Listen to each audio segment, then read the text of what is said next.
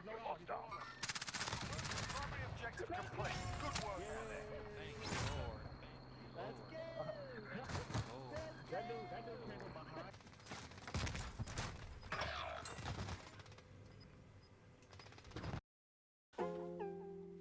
What's good, YouTube? It's your boy Lethal Lev back today with my first Warzone video. And you know, I've been playing this game a lot in the last couple weeks. Haven't touched 2K or any of those games. But this video is going to be dedicated to teaching you guys my strategy and just overall tips of how to get more wins in Warzone and how to really maximize your effectiveness as a team.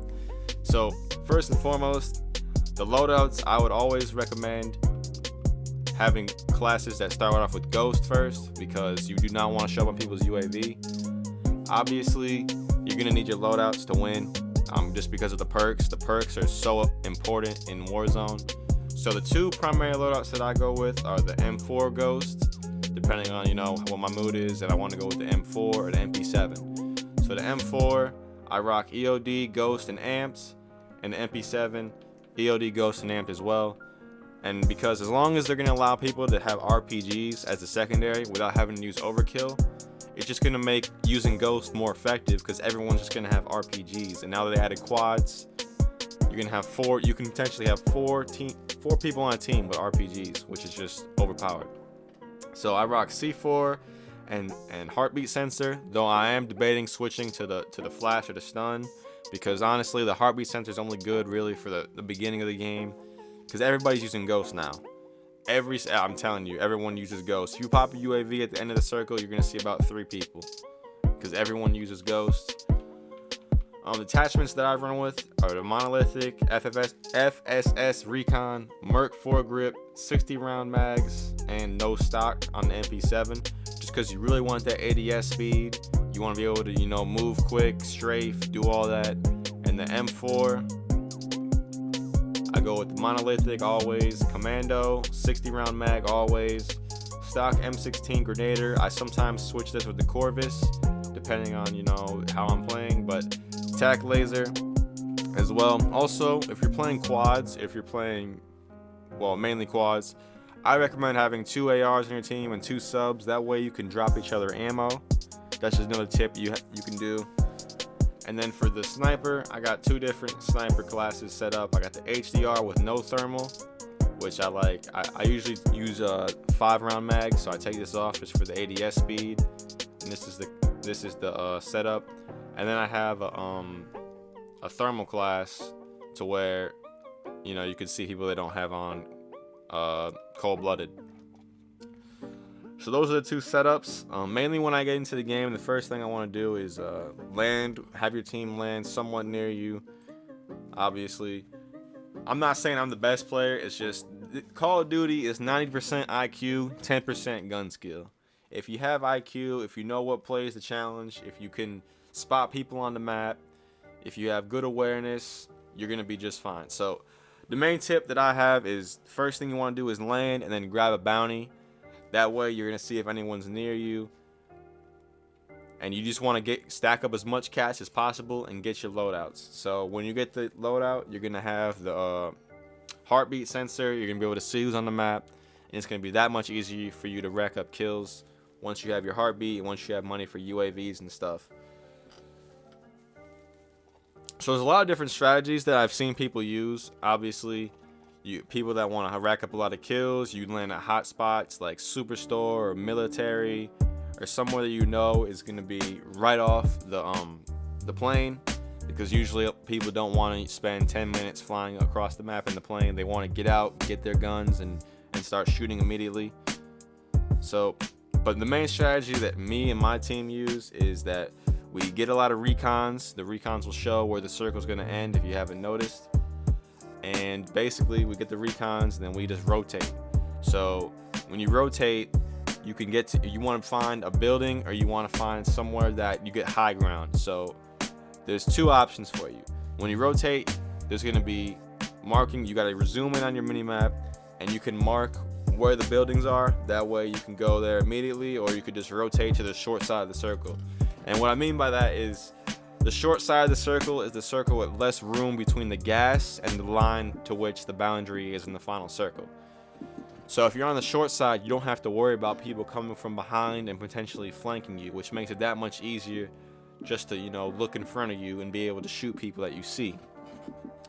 So that's the main strategy that we use if we're just playing for wins. If you're playing for kills, you just keep grabbing bounties and getting money as much as possible, spamming the UAVs.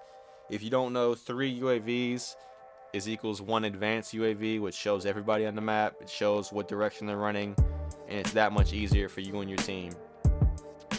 The main thing that you're going to need to win, though, is a good team, if we're being honest. If you don't have a good team, it's going to be very hard for you to win, especially in quads. In trios, you can more so carry the team, but in quads, it's very difficult if you don't have a good team that's calling out, that's using their streaks and stuff efficiently, that's getting loadouts and moving well as a team. It's gonna be very difficult. In solos, it is, you have to camp. I'm sorry. If you go for a lot of kills, you're gonna get shot in the back by a dude camping a corner or doing laying prone. You gotta camp to win if you want to win a lot consistently in solos. So my strategy in solos is completely different for when I'm playing with a team. I play a little more cautiously. I still go for bounties and stuff, but mainly you want to get a truck. I'm telling you, one of them big Berthas, if you get a big Bertha for that final circle, you're golden, because that takes multiple RPGs and multiple C4s to take down. So if you see somebody, you can easily run them over. If they shoot you with 1 rocket, you can say, okay, I know where they are.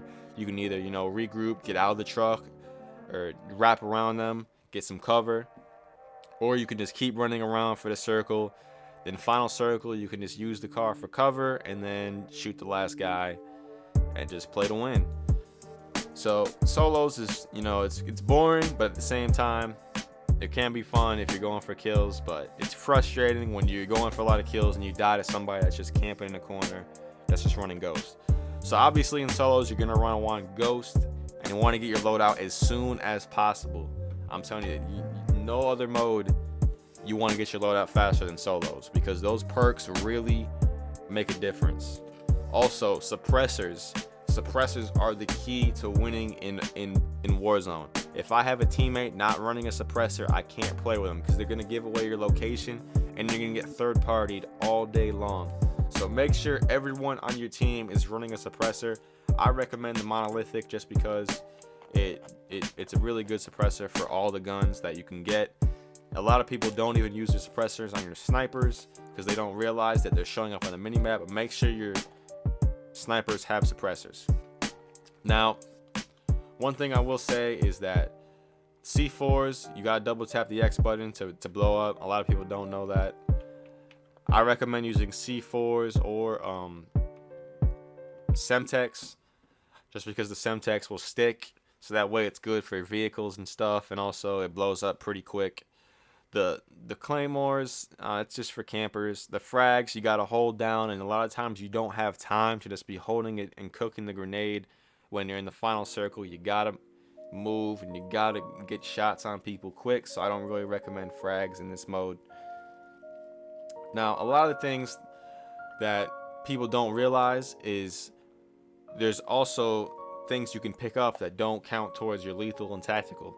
So if you find stopping power, that is the main thing you want to have, is stopping power, then munitions, then dead silence, then whatever you get, turrets and all that. If you find stopping power, though, I recommend saving it until you get into like a heavy gunfight where you need it, or when your teammates goes down and you need to use it just to, you know, save the day and res people. Also for resing, a lot of times people panic and just go straight for the res when it's not the best play. Sometimes you gotta focus on killing people instead of getting the res. I also cannot emphasize enough just how important self-revives are. Literally, I cannot tell you how many games I've won that have been decided by me having a self-revive and being able to kill the guys that downed me because my teammate couldn't get there. Plenty of times, self-revives have literally won us the game just by having them. So make sure you buy your self-revives first, and then UAVs, and then whatever else you need to get. If you really want to use an all-around gun, I recommend using the M4 or the GRA. It's the best. Those are the best guns really to use all around. But if you really want to slay, you want to make sure you win every close range gunfight, go with the MP7. It also depends. If I see where the circle's going, it's gonna change where what gun I'm gonna pick. If the circle's going downtown where there's buildings and it's gonna be close quarters, I always go MP7 because MP7 is sniper. That way you can sight the people on the rooftops and you can use the MP7 in the buildings. If I'm seeing the circles going to somewhere out in the open, to where there's a lot of grass, rocks is using as cover, I'm definitely going with the M4 because I'm gonna be able to beam people at intermediate to long range, and I'm still gonna have a sniper just in case they're really far back and they're popping heads and stuff like that. So that's gonna be about it for the video. I got a lot of Warzone game footage that I'm stocking up. I'm probably gonna do a couple of compilations and stuff. Let me know if you guys like the video. Comment down below any other tips and tricks that I might have missed. Landing, I'm not even gonna talk about landing. I might say that for a different video, but thank you guys for watching. Like, comment, subscribe. It's been your boy Lethal, signing out. Peace.